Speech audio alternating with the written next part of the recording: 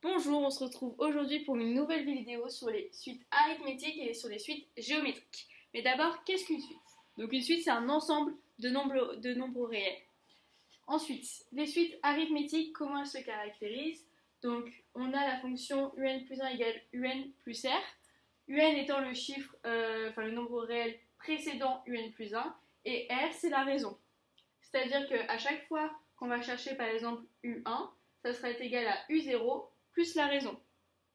Donc une seconde manière de définir un, c'est directement en mettant un égale u0, c'est-à-dire le nombre réel correspondant au premier terme, plus n le nombre de termes, et r la raison qui est retrouvée comme au début.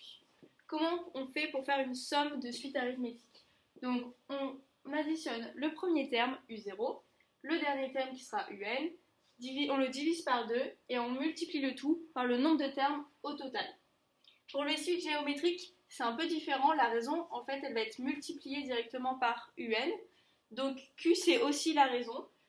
Et l'expression de un, c'est un égale u0, donc le nombre réel correspondant au premier terme, fois la raison à la puissance n. Comment on calcule une suite, la somme d'une suite géométrique? Donc c'est égal au premier terme u0 fois 1 moins la raison à la puissance nombre de termes divisé par 1 moins la raison. Donc tout ça c'est très théorique et on va passer à un petit exercice pratique. Donc là je vous ai mis des données u0 égale 1, l'expression de un plus 1 et l'expression de vn.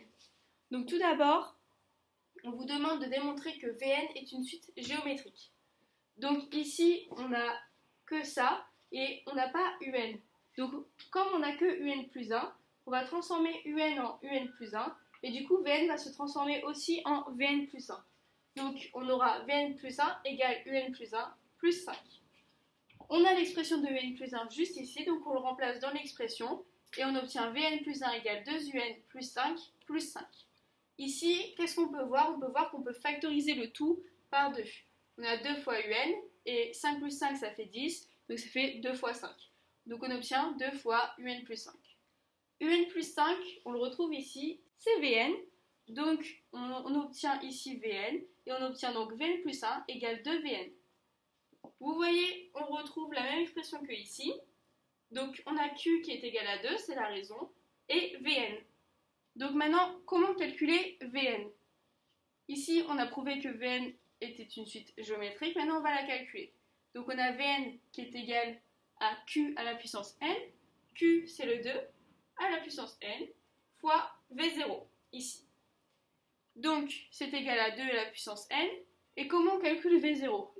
Ici v0, c'est égal à u0 plus 5.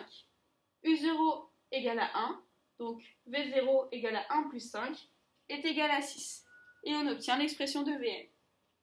Enfin, on va calculer un.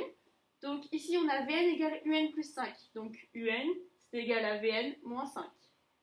On a vn qu'on vient de calculer ici tout à l'heure, ce qui est égal à 2 puissance n fois 6. Donc on a un égale 2 puissance n fois 6 moins 5. Et voilà, on a trouvé l'expression de un. Donc on a vu ici l'essentiel des suites arithmétiques et géométriques. Ce cours est désormais terminé. Je vous remercie.